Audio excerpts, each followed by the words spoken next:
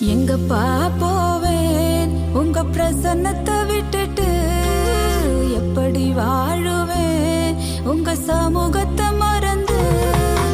எங்கப்பா போவேன் உங்க பிரசன்னத்தை விட்டுட்டு, எப்படி